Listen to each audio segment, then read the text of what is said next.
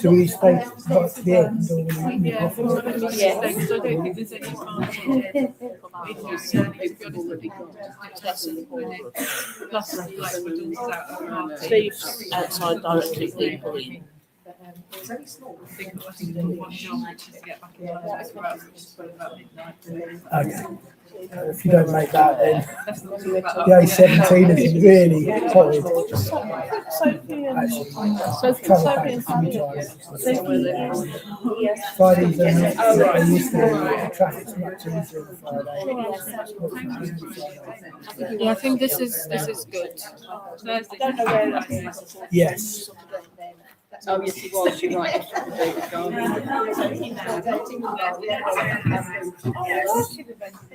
No, it was the Yeah. You're all set up now, so you don't have to actually press anything until it's done, and then you end stream, and that's it. Where's end stream?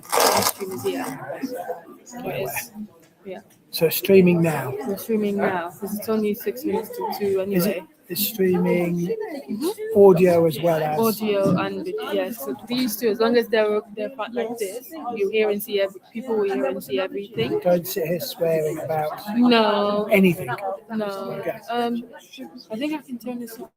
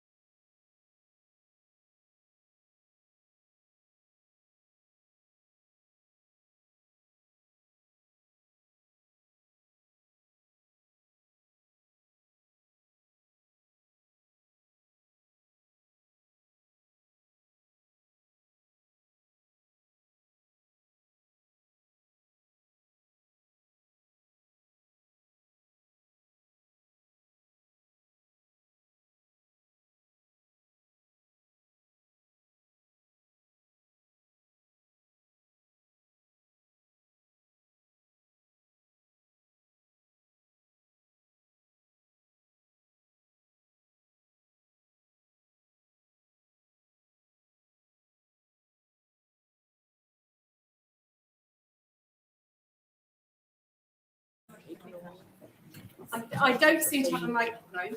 That doesn't sound like a microphone, does it? Anyway, I'm using my teacher voice. So. I hope you're all here for Primary Keynote. It's really lovely to have you here today. My name's Helen Martin, and we've got about 50 minutes together. Hopefully, I'm going to be able to pause in time for us to have any questions and thoughts towards the end. But we'll just see how much of my waffling goes in that length of time. But it's really lovely to have such a large group of people here today. It's really important to me. So I'll start properly. So good afternoon. It's a real pleasure and a privilege to be given the opportunity to provide the primary keynote at this year's conference.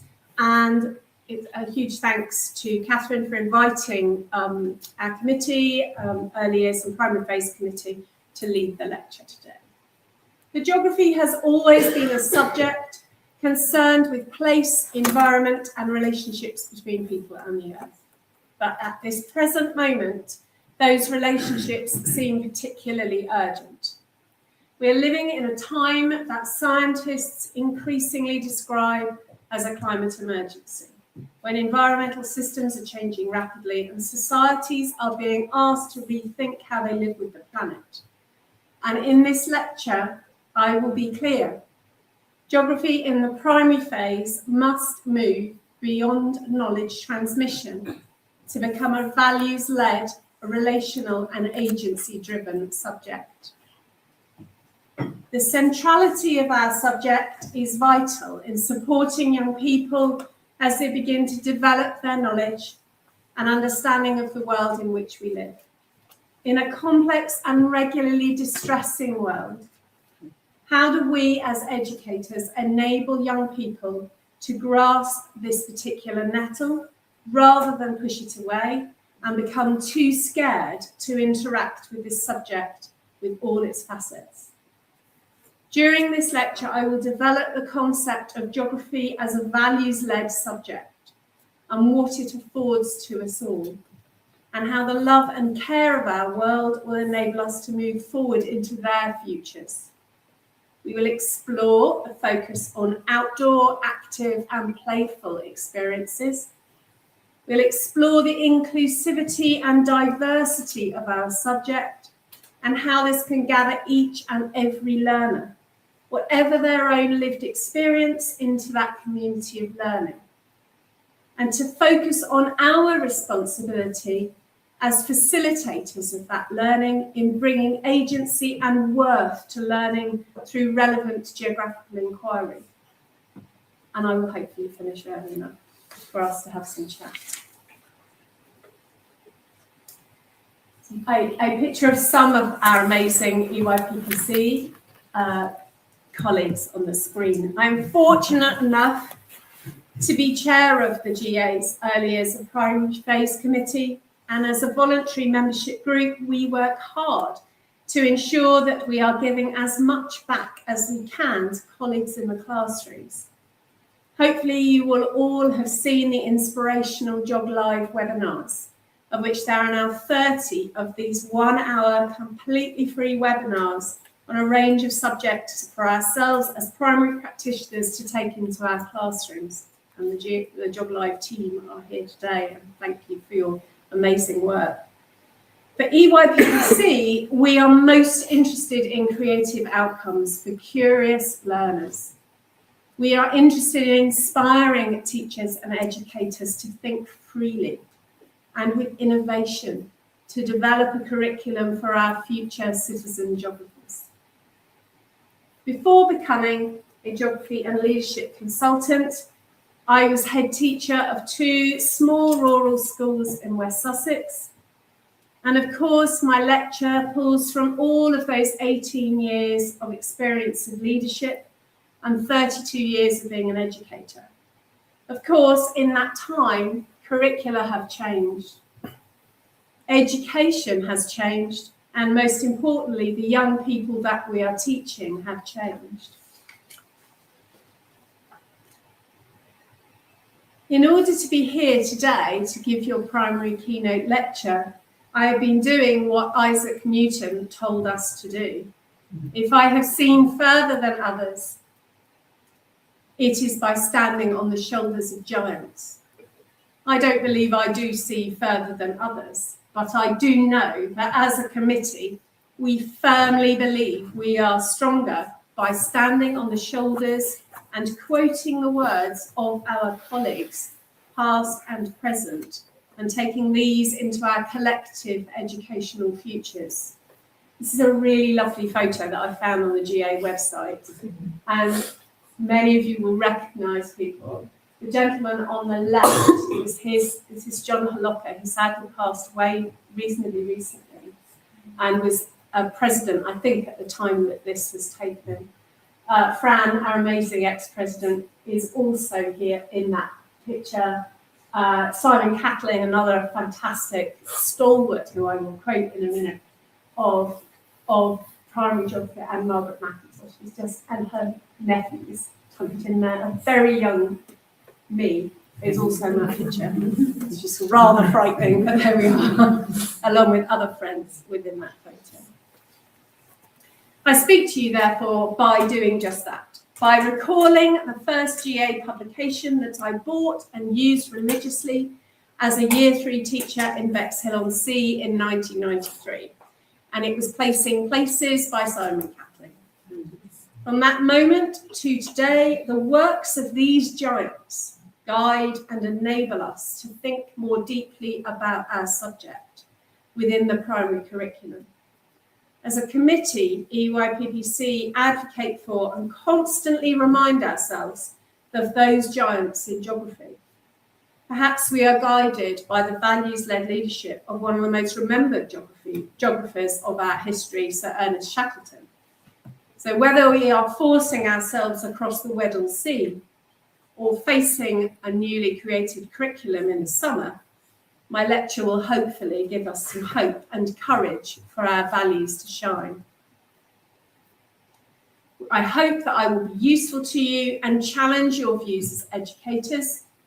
As geography experts, we must be the ones that lead the most futures-based subject, and undoubtedly a future that will look differently in so many places and peoples and cultures across the world. I'm going to use the superb Primary Geography Journal as my main source of research. This up-to-date, brilliantly edited series of journals takes us beyond where we are now and into that future that we can create for the young people we teach. To begin, perhaps we need to look to our own values and consider where we might start as geographical educators, from the earliest days of the EYFS curriculum into those moments just before our young people move into secondary. By this time, they have already developed their characters, their interests, and have strong and powerful opinions of their world and what they think of it. I am going to advocate for early years and primary geography as a curriculum in its own right, and one that does more than just prepare you for the secondary curriculum. It does way more. We are at the forefront of children's neural pathways being created, developed and strengthened. We are in the most privileged position to change their lives, their outlooks and their futures. If we can help to guide, facilitate and free their thinking, so they are advocates and champions for their world and its alternative futures, their futures within that world, and develop their moral purpose, then we have done way more than a curriculum document will ever do. We are not only charged with the role to help them gain knowledge, but to gain their opinions and critical thinking skills. So I argue, and I'm quite happy to argue actually, maybe you know, but I will argue that we teach this subject as a values-led, ethical and moral responsibility, not just as a knowledge-based curriculum. So back to those values. Our ethos in schools is developed with these principles in mind. So before we begin, I would like you to think about your top 3 values. These might be as you as an educator, whatever your background, a geographer, a citizen geographer, and as a human being. So I'm going to come back to these as the lecture continues. And these will and have guided you as educators as you have gone through your career. I strongly believe that we need to have these high on our agenda as we move forward in our role as geography educators. And these matter even more in a time of climate crisis. So what I'd like to do is just take a couple of minutes. If you're sitting near to somebody, have a chat with somebody. You can choose those as your value, one of those as your values, or you can bring others to the conversation. So just have a think. I would suggest to choose 3 things that guide you as a human being and brought you as an educator into this room. So you want to just have a couple of minutes. Well, integrity is the one that stands out for me. The one I would say, which is there, is equality. Equality, yeah. So is that justice and fairness? I suppose so, yeah. John, what would you go for?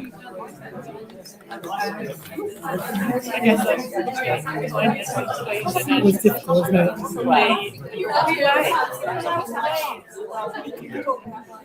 Probably honesty.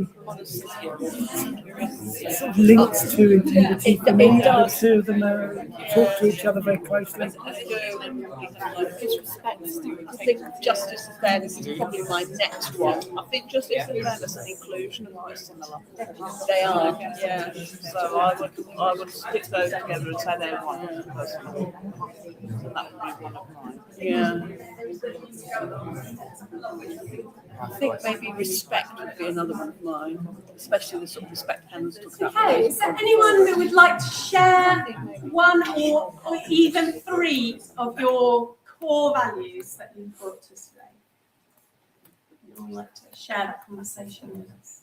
I'm happy to, because I'm always able to talk about anything. Lovely, thank So, you. and I love this. All are valid in many ways, but mine would be empathy and that understanding each other and understanding our place. The collaboration I find is key in my life, but mine, kind of just laughed at me, is perseverance, with that sense of purpose that we need to carry on, and giving up isn't an option. So persevering. So those would be my 2. Thank you. That's really lovely to hear. Anyone else got any thoughts? I'd say Helen, for me, probably being one of the few people in the room who is secondary, key stage 3 and above. I think it's collaboration, and the work that Sean and I have done together, I think is unique, but there are not many of us from secondary who work in the way that Sean and I do. And the richness that comes from that. Well, I would hope that would be the case. I'll add a bit into that. Anyone else? I went for integrity, but I think integrity and honesty, John and I had a conversation, they're very close. And then justice and fairness is another thing we talked about as being really central to us. Thank you. It might have like 4 days, but I also think positivity and optimism drive this, and both probably a lot of those. It's easy to maybe dwell on things that don't feel quite right, or that feel a bit hard to lie at times, but that's not helpful. You can see the positive side and go on and do the other way. Yeah. And as a head teacher, we spend a lot of time thinking about our ethos and our purpose and our values and our Christian values and all of these different things that you're asked to do from a leadership perspective. But actually what we're having a conversation about now is the things that go deeper than that lead you here, that guide your relationships, your conversations, your decision making within a school setting. So thank you for that. I will return to those as we go through.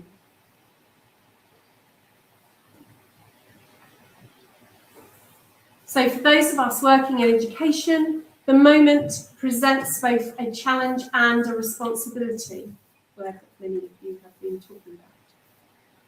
Geography in primary schools has a vital role to play in helping children understand the world in which they're growing up. But it's equally important that we recognise how children experience discussions of environmental change and sustainability. Many young people are already aware of climate issues through media, family conversations, and their social networks. Increasingly, research shows us that children can feel anxious, worried, and frightened when they hear about the environmental crisis. This means that we as geography educators must walk a careful path. We cannot ignore the realities of environmental change, but neither should we overwhelm children with messages of catastrophe. Instead, geography should help children develop understanding alongside hope, care, and a sense of agency. Children need to feel that the world is worth loving and that people can act to protect it. Our role is to enable children and young people to gather their opinions wisely, curate them into their own views, and share those views respectfully with slowed down and thoughtful responses.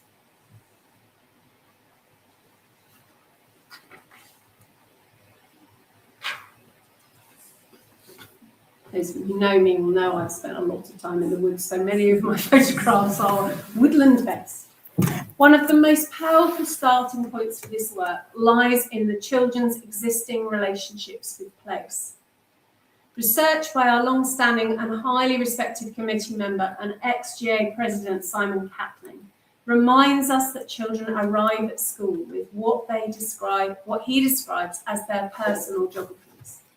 These are the mental maps and emotional connections children form through their everyday experiences, walking to school, playing in parks, noticing weather patterns, and exploring neighbourhoods.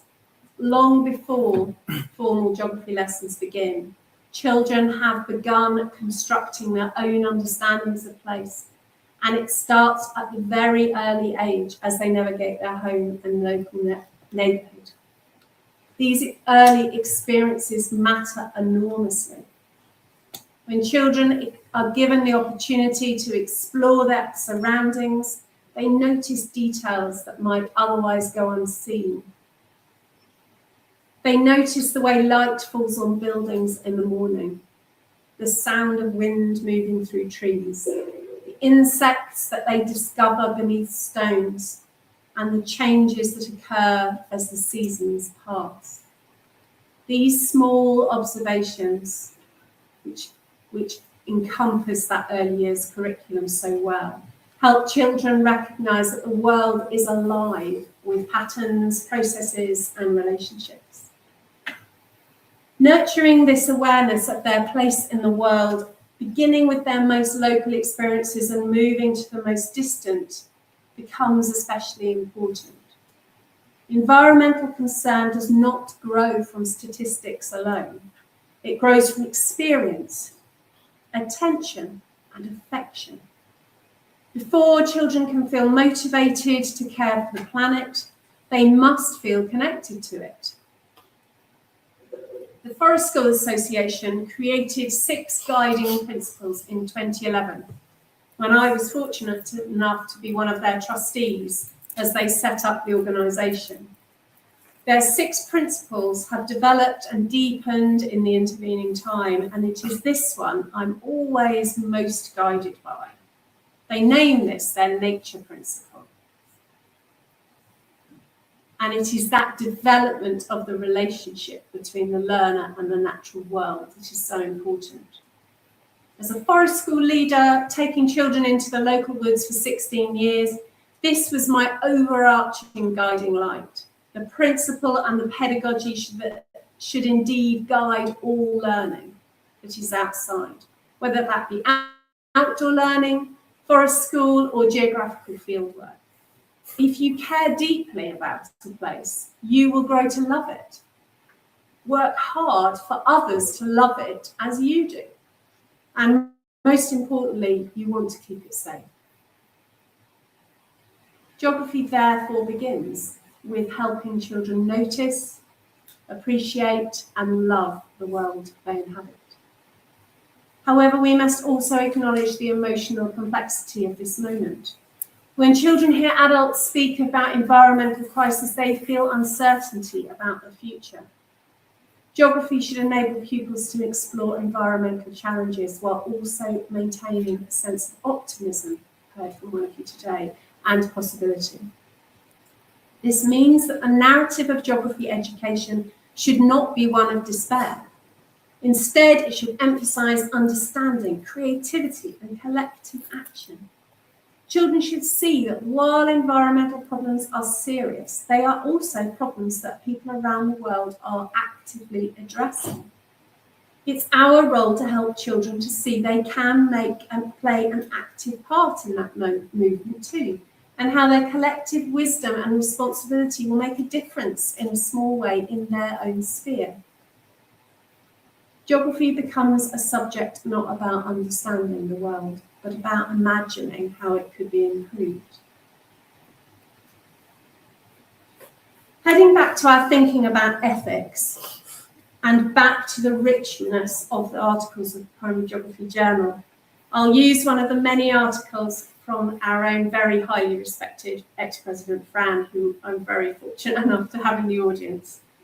Fran and her colleague Fatima have written broadly about the impact of colonialisation and othering within our primary classrooms.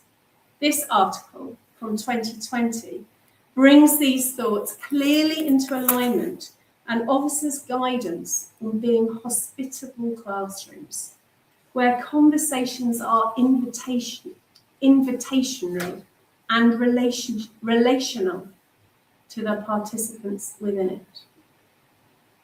This is a really lovely piece of work from some students. And the line I absolutely love, which is why I had to put it on the screen because it's so gorgeous, is realise how hard it is to let go of teacher power, but the beauty that evolves from it.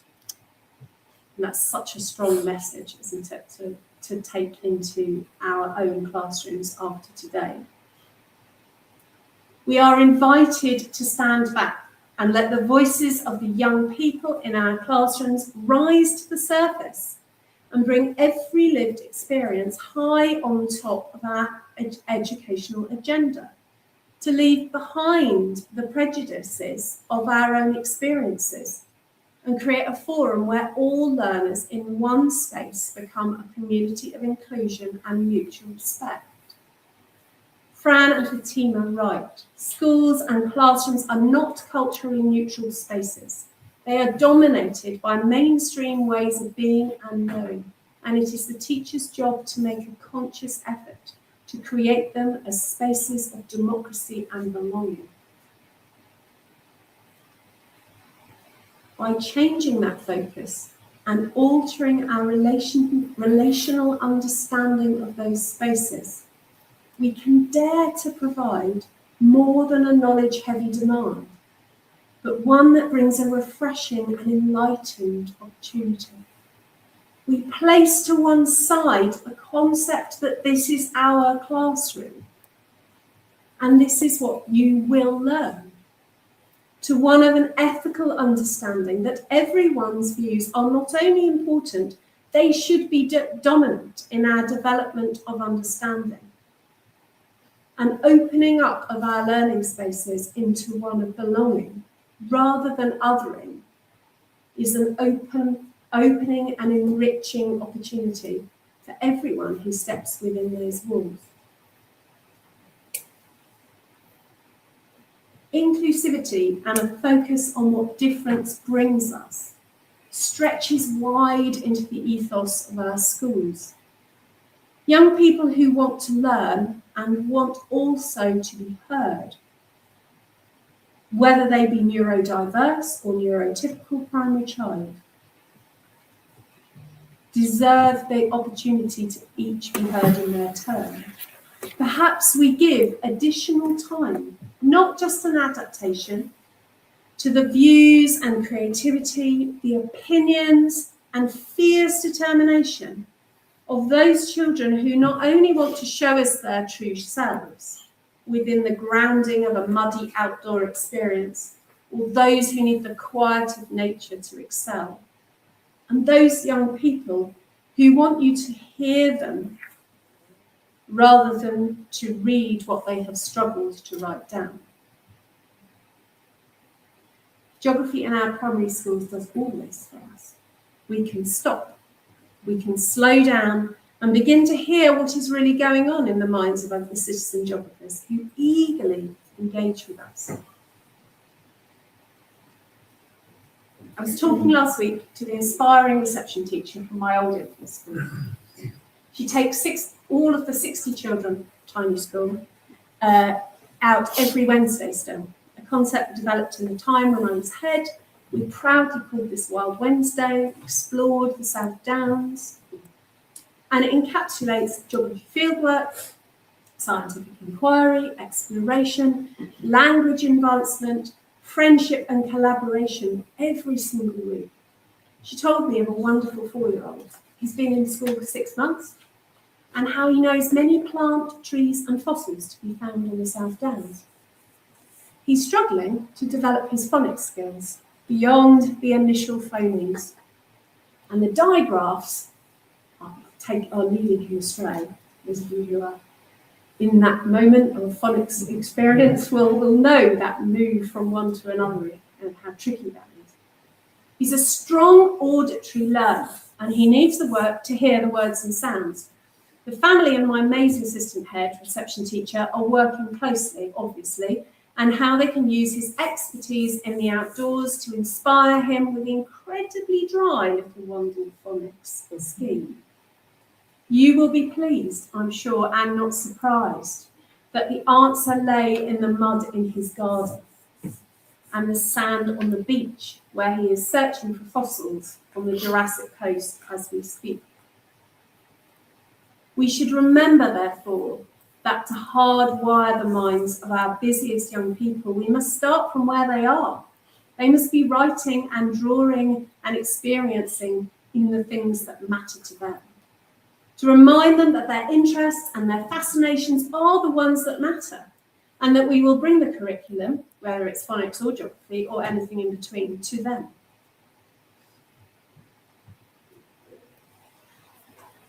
Our long-standing and inspirational EYPPC and Primary Editorial Board colleague Margaret McIntosh shares her beautiful artwork in the Colourful Geographies publication this spring.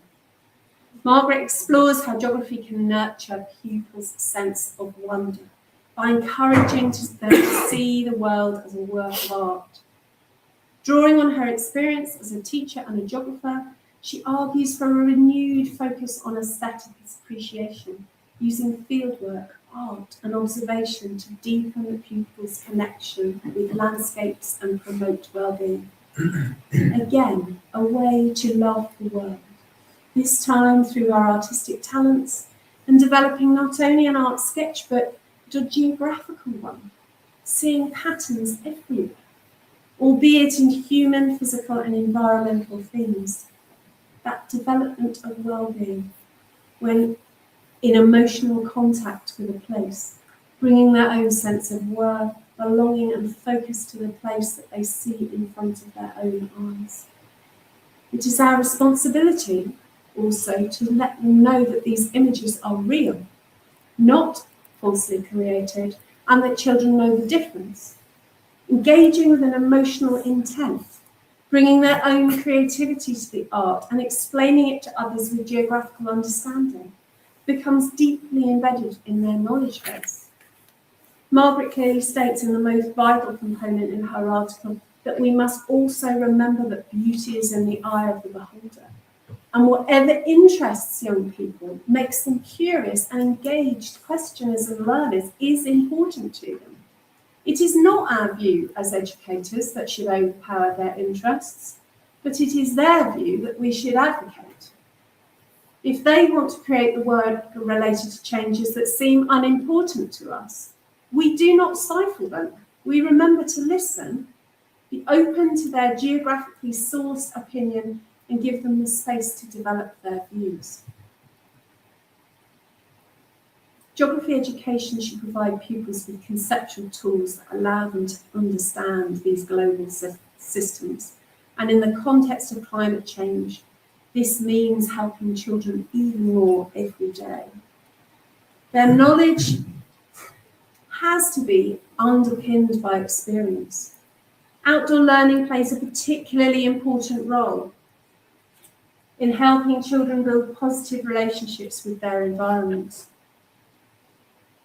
Our EYPPC colleagues that are here today, Sharon and Sarah, are in the most colourful and exuberant journal this spring, tells us that playful learning and playful teaching are central to pupils' development of geographical knowledge, both individually and collectively. If you would like more playful teaching and playful learning, you just have to go to the next session at 3 o'clock that Sharon will be running.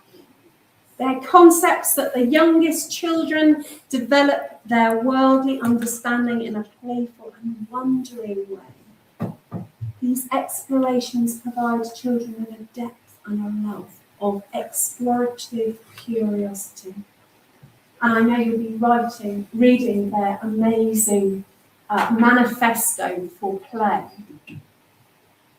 My favourite is number 3, which I think is central to all classroom experiences, where that fun and exuberance takes over your learning. It's such a fantastic opportunity and fits perfectly back to the values we talked about earlier. The youngest wayfinders are in the ideal position to lead us as teachers into places that we might see differently. And without a set thought or opinion, innate inquiry and creativity is born from adventure, belonging, space creation, and laughter. However, I'm going to pause us at that point, because whatever we do, we must not imagine that play-based experiences should conclude at the end of the reception year. It is through the exploration of playful encounters that all of our brains, at whatever age, are able to wonder, be curious, and deepen the bonds that matter to us. During 16 years of being a forest school leader in stunning ancient woodland close to my schools, play was integral to my ethos. It does not stop when the children leave EYFS. Many children need careful guidance and facilitation to gather that confidence to play, especially from the generation who were held at home during COVID lockdowns, forced to manhandle their curiosity and freedoms into a daily walk or through a school-defined curriculum from a screen.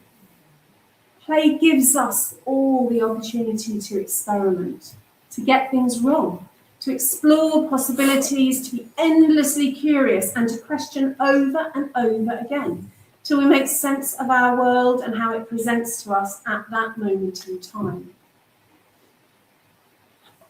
Fieldwork has long been central to geography education, and we know that learning through direct observation strengthens both understanding and engagement.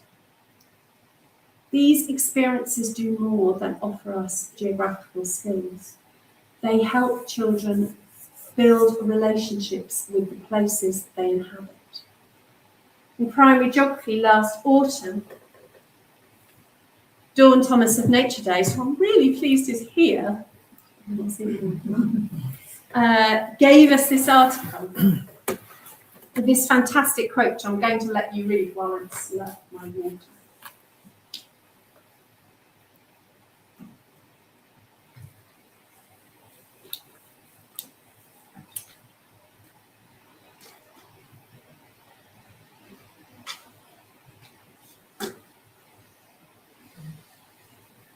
So we can begin to consider more highly that given a list of vocabulary is not going to move children to understand more or indeed to remember more. Knowing vocabulary and knowing what it means in the world are very different things. Experiencing the wettest of days and being told what it is like are completely different ends of the spectrum of pedagogy. This is where our work as primary geographers comes to the fore. We can open the classroom door and go outside. We can immerse ourselves and our classes in muddy, playful, difficult questions and engage them in complicated, opinionated, critical thinking skills at every turn around the playground or their school. In times of climate emergency, such experiences can counterbalance fear. Instead of encountering nature through stories of environmental decline, children encounter it directly as something vibrant, complex, and meaningful. We have, as a committee, spent time thinking about place. And this has all been turned into the first of our PowerPoint presentations, which you can find on our social media platforms as EYPPC. And this was our initial output. It's a PowerPoint presentation created by all of the members of the committee in relation to place. More will be coming. This piece of work stemmed from our initial thinking that was first initiated at last year's annual conference, where we heard Anjana Katwa speaking about her book and her ethos, To the Whispers of the Rock. Those of you who were there, I'm sure, will remember how inspirational she was. The process of thinking through the spirituality of place brought deep reflections from us as a committee, and we mulled over how this affected us as geographers. This chimed with me because my other post-headship role is as a celebrant, both as celebratory and memorial services. And so it's come to my mind more and more how important place is for us, within our lives, at the end of our lives, and in what we leave behind for others to know about us. So I'm going to indulge in letting you read that inspirational quote from Anjana's beautiful, insightful book as she introduces us to her love of rocks and her spiritual journey and learning more about them. I'll let you read.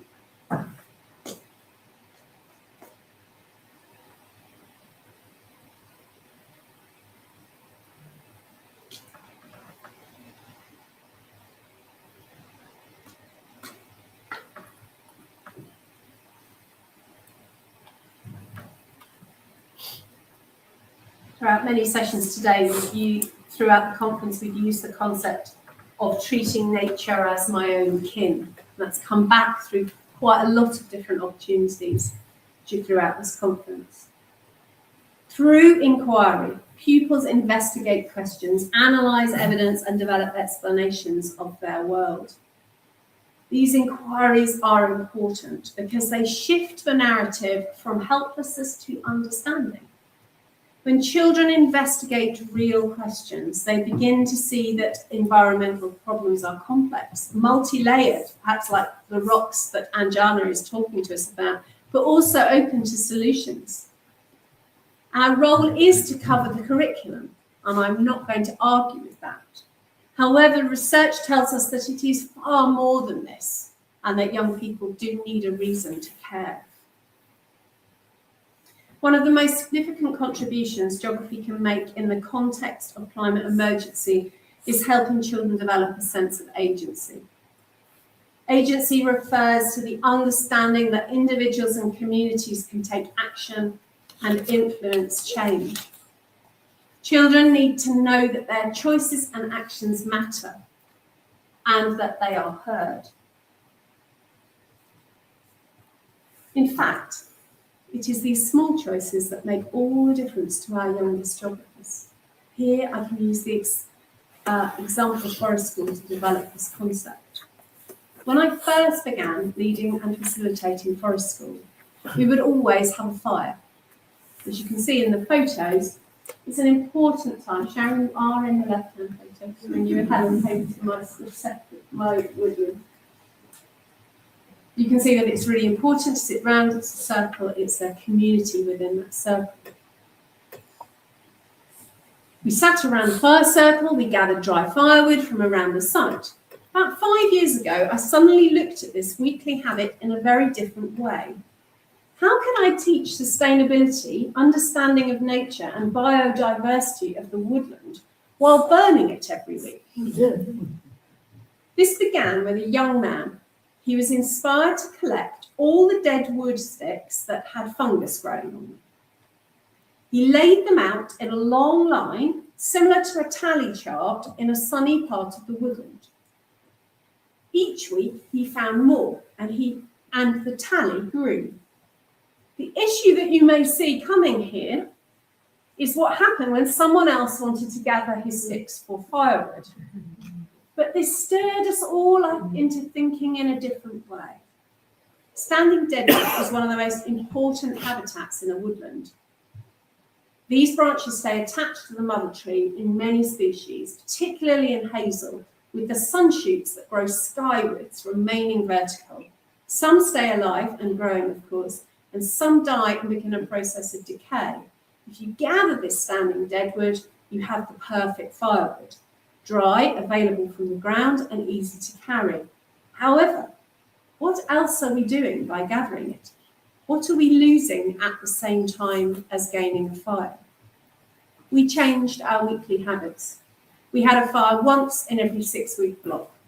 Our fire needed a job to do, and we would use it to cook and explore that cooking together, feeling the sense of community and well-being. What did this afford for us? We still had our joyful habit of cooking together over an open fire, but we left the standing deadwood for the creatures of the woodland, and we reduced our carbon emissions. It may seem simple, perhaps too simple. Response to the literal tallying of the fungus-laden branches, but it did so much more. What it did for those young people is made them stop and think what they are doing, and was that the best thing that they could always do? Did they still have hot chocolate every week? Of course. We bought hot water in school-filled flasks. Did it alter their experience of forest school? No. It gave them and the adults more time for open-ended and guided play. But it actually afforded us something far deeper than was expected. In asking the children to pause and reflect, and not simply to take my word for it, but to alter their habits through their own concepts of stewardship and environmental responsibility, I sat back then and listened to the many discussions relating to why this is important. These conversations, spurred on by their own actions, were wide-ranging and increasingly creative. They encapsulated values about habitat destruction on an international stage, to explore the language around carbon capture and wood burning on a global level, to be curious about energy supplies into their future, and all because of an open-ended, active and action-guided approach. Perhaps we all need to consider the long-term impact of our actions, our habits, and how we can make a change that does more than the change itself, and also offers us a safe and facilitated place to think deeply about these concepts. Ultimately, the goal of primary geography curriculum, according to Ofsted, is simply to produce children who know facts about the world. But the reason we are here today is to do more than that. It's to nurture children, so they feel connected to the planet they inhabit. Children who are curious about landscapes, attentive to environmental change, and thoughtful about the relationships between people and the earth. In the editorial of Summer 25, Primary Geography, Tessa brings us the heartfelt and vital component of our primary experiences, that of being a citizen geographer. Pupils have the opportunity to explore problems and solutions, think critically, and then have agency to take action to work together, to reflect the geographer as an active citizen. The whole journal champions this cause and shapes it for the young people in our classrooms, and states that learners of all ages need to be recognised and nurtured. as proactive social agents able to navigate their way through current and future change. In the same issue, our committee members and curriculum experts, Julia Tanner and Paula Owens, argue the much contested case for inquiry-led learning. It's sometimes misunderstood as sloppy or ineffective practice. Within educational debate, there is an anti-inquiry lobby. It seems to believe that explicit instruction is always more productive and effective than inquiry-led approaches. But let us start by stating that inquiry is not just letting pupils engaged in decontextualised play, random research or discovery learning. More accurately understood, inquiry is a systematic process and approach to developing understanding that needs to be explicitly taught.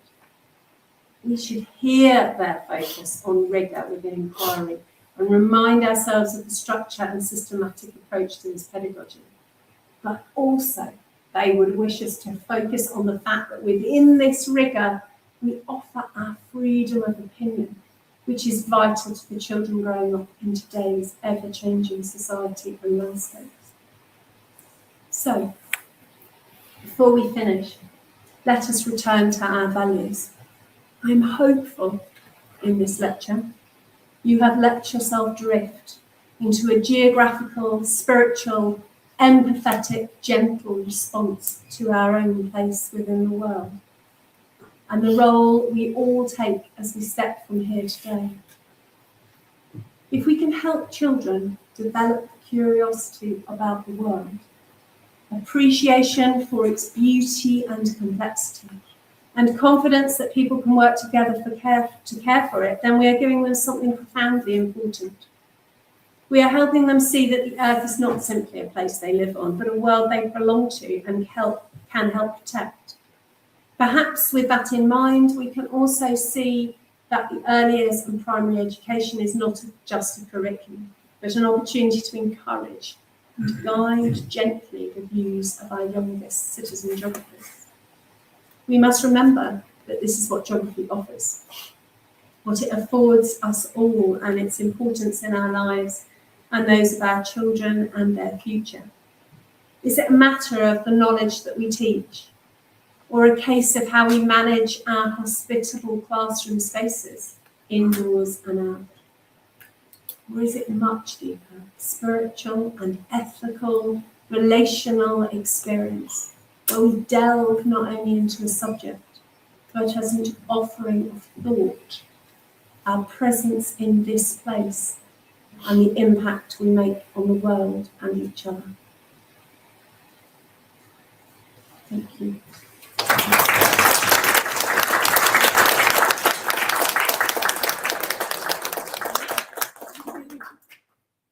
have a couple of minutes if anybody has any questions that they would like to ask, or any comments before we finish. Thank you, Helen. It's really inspiring, thought-provoking. One comment and then one question. I've been playing geographical bingo with what you said, and the one word that I picked up, I don't know if other people have, is hope and hopeful. You use that lots and lots of times, so I think that's the news we need to hear in this world. The other comment is the whole inquiry process, and I was thinking this in another session as well. We talked about it being a cycle.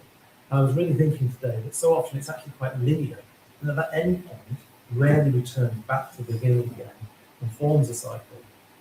But it can do when you do it again the next year. There's something so powerful about the outcomes of those inquiries, outcome of those outdoor thinking processes, where you show the children the product, or show the children what the previous group thought. So that was just my kind of thoughts. As I listen to you. So I go back to that forest school example of the wood and the tally chart. Absolutely. Yeah. Children will say, are we going to have a fire? And I'll say, actually, we will have a fire, but it has a job to do. And the reason we haven't got a fire is this, this, and this. And then we head off down that road. And then when they're gathering the dead wood, they realise the environmental impact in that small place. In that particular woodland, we used to play in the stream. It was a beautiful chalk stream, and we used to play in it. And again, another whole scenario took place where they went, we don't want to play in the stream because you've just told us that if we sit really quietly at the edge of the stream, we can see trout on the edge of underneath the shady part of the stream. So it's enabling those children to learn from each other and to open up their inquiries.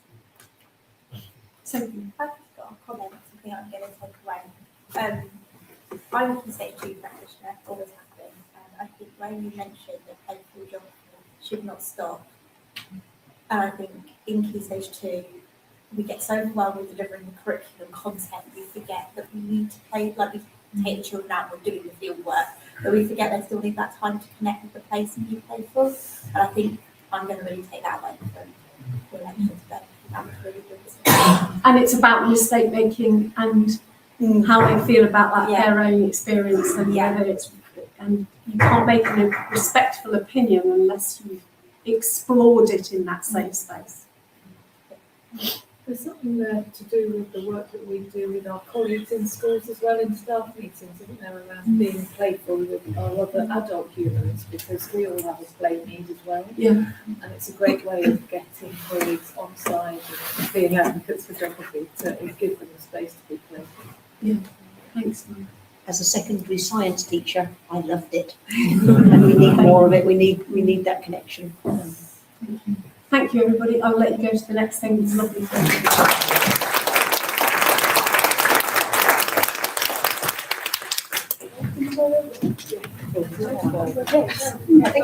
I think